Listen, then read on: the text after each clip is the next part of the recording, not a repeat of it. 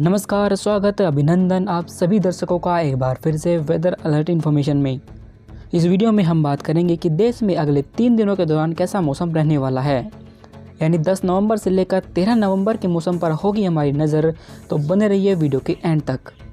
सबसे पहले हम आपको बता दें कि एक लंबे समय के बाद उत्तर भारत में एक सक्रिय WD पहुंचा है, जिसकी वजह से न सिर्फ उत्तर भारत के पहाड़ी राज्य बल्कि मैदानी हिस्सों पर भी बारिश देखने को मिलेगी। इसके बारे में हम आपको आगे विस्तार से बताएंगे, लेकिन पहले देखते हैं 10 अक्टूबर का मौसम। इस समय एक पश्चिमी विक्षोभ है जो कि उत्तर भारत पर जम्मू कश्मीर के ऊपर बना हुआ है। इस सिस्टम के प्रभाव से बना एक चक्रवाती हवाओं का क्षेत्र है जो कि इस समय मध्य पाकिस्तान और उसी सट्टे जो पंजाब के हिस्से है यहाँ पर दिखाई दे रहा है।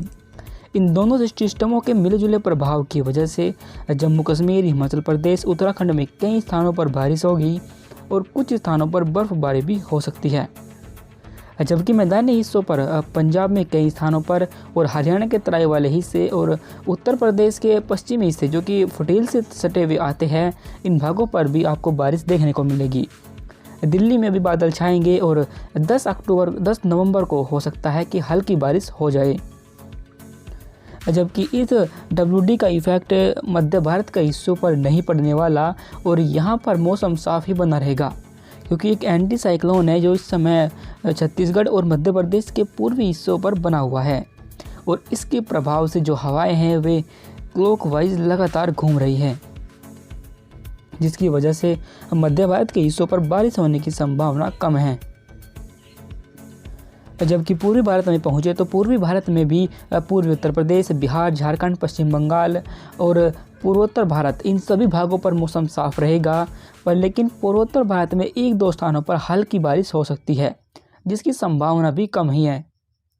इसके बाद अंत में दक्षिण भारत पर आए तो दक्षिण भारत पर उत्तर पूर्वी मानसून एक्टिव है, क्योंकि एक साइक्लोनिक सर्कुलेशन यानी एक चक्रवाती हवाओं का क्षेत्र है जो कि श्रीलंका और आसपास के हिस्सों पर बना हुआ है और इसके प्रभाव की वजह से दक्षिण भारत के हिस्सों पर उत्तर पूर्वी मानसून सक्रिय है,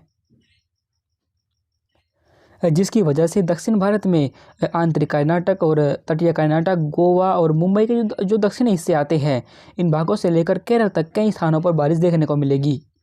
बारिश की जो गतिविधियां रहेंगी वे केरल और तमिलनाडु पर अधिक होगी।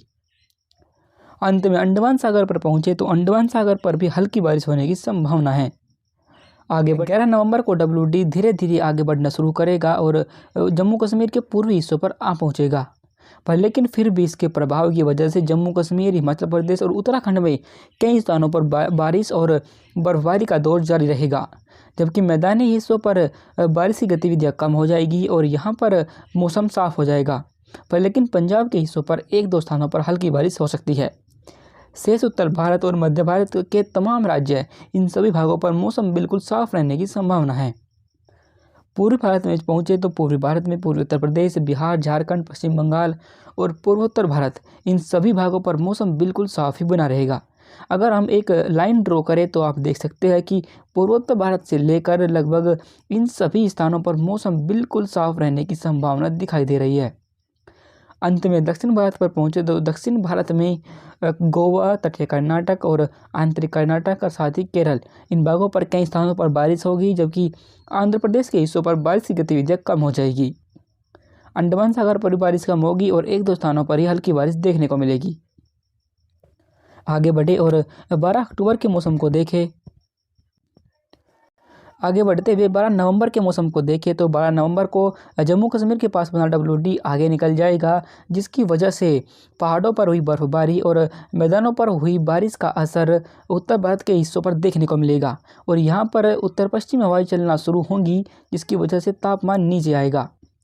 इन्हीं उत्तर पश्चिमी हवाओं की वजह से न सिर्फ उत्तर भारत बल्कि मध्य भारत के भी तमाम राज्य और पूर्वोत्तर भारत और साथ ही दक्षिण भारत तक इन हवाओं का असर देखने को मिलेगा और यहाँ पर मौसम बिल्कुल साफ ही रहेगा।